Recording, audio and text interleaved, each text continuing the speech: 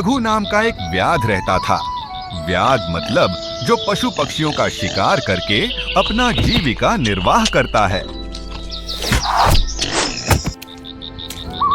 रघु बहुत ही धुरंधर शिकारी था।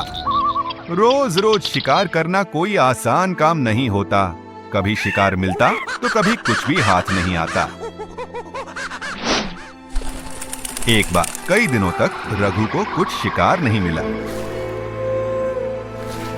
घर पर बच्चों को भूखा देखकर एक दिन रघु ने निश्चय किया कि आज तो शिकार करके ही घर लौटना है।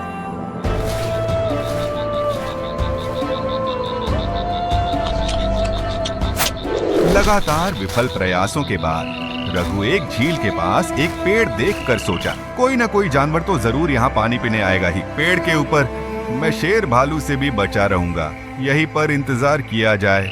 ये सोचते हुए रघु पेड़ पर चढ़ गया और एक मजबूत डाली पर बैठ गया और इंतजार करने लगा।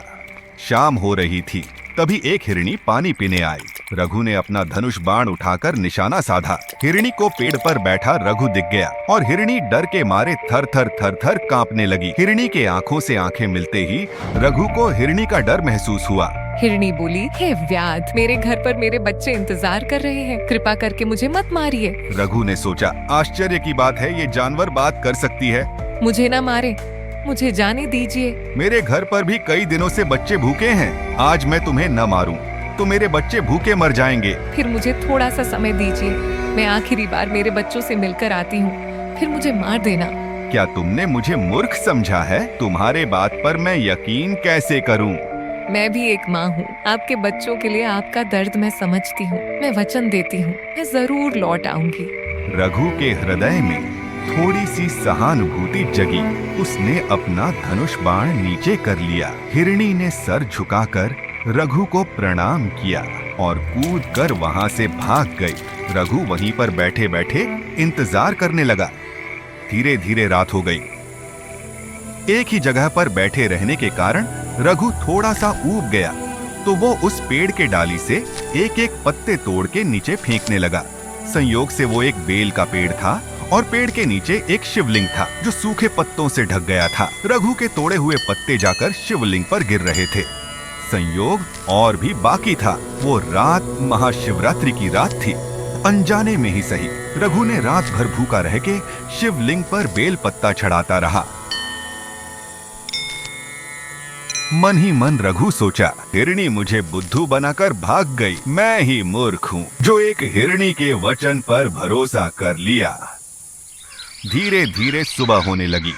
रघु पेड़ से उतरकर घर जाने को निकला ही था कि उसने देखा हिरनी एक हिरण और दो बच्चों के साथ उसके तरफ आ रही है। ये देख रघु को बड़ा ही आश्चर्य हुआ। हिरनी बोली, मैंने अपना वचन निभाया, अब आप मुझे मार सकते हैं। रघु बोला, परंतु बाकी सब कौन है? तुम्हारे साथ ये क्यों आए हैं?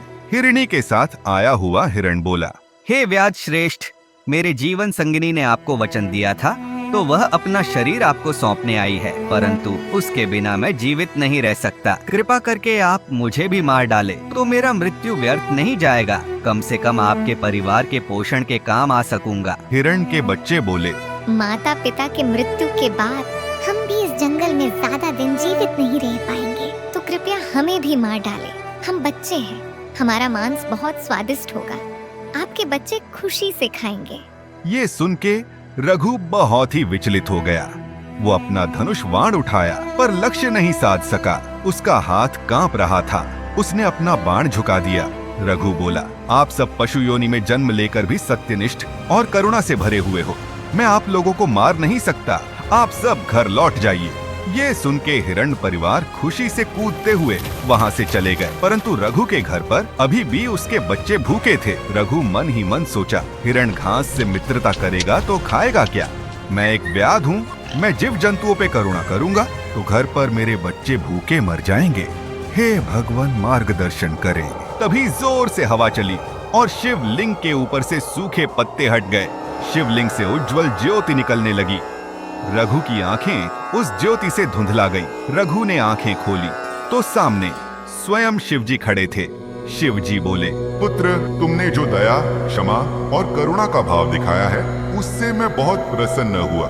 यही भाव हृदय में हमेशा रखना। ये कह के शिव जी उसको आशीर्वाद देकर वहां से अंतर ध्यान हो गए। रघु खाली हाथ घर लौटा तो देखा जंगल में उसकी कुटिया विशाल राजप्रसाद जैसा बन गया था।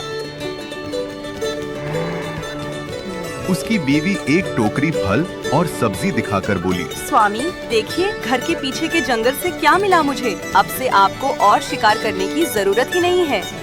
सब शिव जी की कृपा है। और फिर रघु अपने परिवार के साथ खुशी खुशी रहने लगा। तभी से कहा जाता है कि शिवरात्रि के दिन उपवास रख के रात भर उजागर रहकर जो भी शिवलिंग की पूजा करेगा उसको महादेव की अनंत कृपा प्राप्त होगी। हर हर महादेव।